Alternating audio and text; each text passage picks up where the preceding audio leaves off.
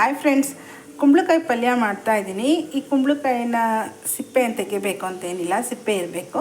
ಸಣ್ಣ ಸಣ್ಣ ಪೀಸಸ್ಸಾಗಿ ಕಟ್ ಮಾಡ್ಕೊಂಡಿದ್ದೀನಿ. ಹಾಗೆ 2 ಈರುಳ್ಳಿ ಮತ್ತು ಹಸಿಮೆಣಸಿಕಾಯಿ ಕಟ್ ಮಾಡ್ಕೊಂಡಿದ್ದೀನಿ. ಮತ್ತು ಒಂದು ಬಾಣಲಿ ಕಾಯಕ್ಕೆ ಇಟ್ಕೊಂಡಿದ್ದೀನಿ. ಬಾಣಲಿಗೆ ಸ್ವಲ್ಪ ಎಣ್ಣೆ ಹಾಕ್ಕೊಂಡು ಸ್ವಲ್ಪ ಕಡಲೆಬೇಳೆ ಹಾಕ್ಕೊಂಡಿದ್ದೀನಿ. ನಾನು ಸ್ವಲ್ಪ ಕಡಲೆಬೇಳೆ ಕೆಂಪಗೆ ರೋಸ್ಟ್ ಆಗಬೇಕು. ಮತ್ತು ಸಾಸಿವೆ ಹಾಕ್ಕೋತಾ ಇದ್ದೀನಿ. ಕಡಲೆಬೇಳೆ ಏನಿದೆಯಲ್ಲ ಸ್ವಲ್ಪ ಕೆಂಪಗಾಗಬೇಕಿದು. ಹೀಗೆ ಬೆಳ್ಳಗೆ ಇದ್ದರೆ ಚೆನ್ನಾಗಿರಲ್ಲ, ಕಿಚಕ್ ಅನ್ನತ್ತೆ. ಸ್ವಲ್ಪ ರೋಸ್ಟಾಗಿ ಕೆಂಪಗಾಗಬೇಕು. ಸ್ವಲ್ಪ ಕರಿಬೇವಿನ ಸೊಪ್ಪು ಮತ್ತು ಸಣ್ಣದಾಗಿ ಕಟ್ ಮಾಡ್ಕೊಂಡಿರೋಂಥ ಹಸಿಮೆಣಸಿನ್ಕಾಯಿ ಹಾಗೆ ಈರುಳ್ಳಿ ಹಾಕೋತಾ ಇದ್ದೀನಿ. ಸ್ವಲ್ಪ ಈರುಳ್ಳಿ ಎಲ್ಲ ಕೆಂಪಗೆ ಫ್ರೈ ಆಗಬೇಕು.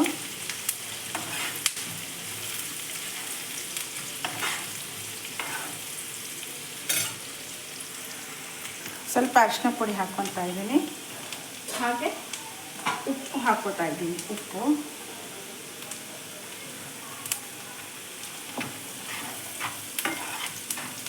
ಮತ್ತು ಇದೇನು ಕಟ್ ಮಾಡ್ಕೊಂಡಿದ್ವಲ್ಲ ಕುಂಬಳಕಾಯಿ, ಇವು ಕೂಡ ಸೇರಿಸ್ಕೋತಾ ಇದ್ದೀನಿ. ಮತ್ತು ಇದು ಸ್ವಲ್ಪ ಚೆನ್ನಾಗಿ ಇದು ಕೆಳಗಡೆ ಈರುಳ್ಳಿ ಎಲ್ಲ ಒಗ್ಗರಣೆ ಎಲ್ಲ ಹೊಂದ್ಕೊಳ್ಳೋ ಥರ ಕಲಿಸ್ಕೊಬೇಕು. ನೀರೇನು ಹಾಕಕೂಡ್ದು, ಯಾಕಂದರೆ ಕುಂಬಳಕಾಯಿಗೆ ಉಪ್ಪೆಲ್ಲ ಹಾಕಿರೋದ್ರಿಂದ ಅದೇ ನೀರು ಬಿಡತ್ತೆ. ನೀರೇನು ಹಾಕಬೇಡಿ. ನೀರು ಹಾಕಿದ್ರೆ ಪಲ್ಯ ಚೆನ್ನಾಗಿ ಆಗೋದೇ ಇಲ್ಲ. ಒಂದು ಮುಚ್ಚಳ ಮುಚ್ಚಿಬಿಟ್ಟು ಒಂದು ಸಣ್ಣ ಉರಿಲಿ ಇಟ್ಟರೆ ನೀಟಾಗಿ ಬೇಯ್ಕೊಡುತ್ತೆ. ನೀರೇನು ಹಾಕಕ್ಕೆ ಹೋಗಬೇಡಿ. ಸಣ್ಣ ಉರಿ ಮಾಡಿ ಒಂದು 5 ನಿಮಿಷ ಆದಮೇಲೆ ಅದು ಚೆನ್ನಾಗಿ ಬೆಂದಿರುತ್ತೆ. ನೋಡಿ, ಇದು ಒಂದು 5 ನಿಮಿಷ ನಾವೇನಾದ್ರು ಮುಚ್ಚಳ ಮುಚ್ಚಿದ ಮೇಲೆ ತುಂಬ ಚೆನ್ನಾಗಿ ಬೆಂದಿರುತ್ತೆ. ಇದಕ್ಕೆ ಯಾವುದೇ ರೀತಿ ನೀರು ಹಾಕಬೇಡಿ, ಹಾಗೆ ಬೇಯಿಸ್ಕೊಳ್ಳಿ. ನೀರು ಹಾಕಿದ್ರೆ ಅದರದ್ದು ಟೇಸ್ಟೇ ಹೋಗ್ಬಿಡುತ್ತೆ. ಮತ್ತು ಇದಕ್ಕೆ ಸ್ವಲ್ಪ ತೆಂಗಿನಕಾಯಿ ತುರಿ ಮತ್ತು ಕೊತ್ತಂಬರಿ ಸೊಪ್ಪು ಹಾಕ್ಕೊತಾ ಇದ್ದೀನಿ.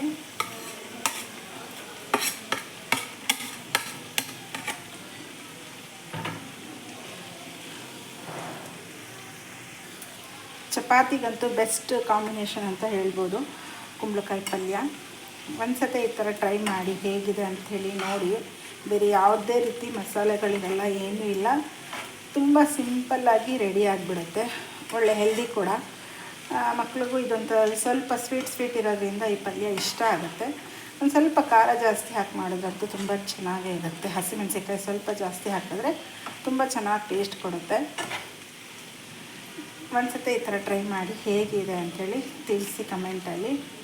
ನೋಡಿ, ಕುಂಬಳಕಾಯಿ ಪಲ್ಯ ರೆಡಿ ಆಯಿತು.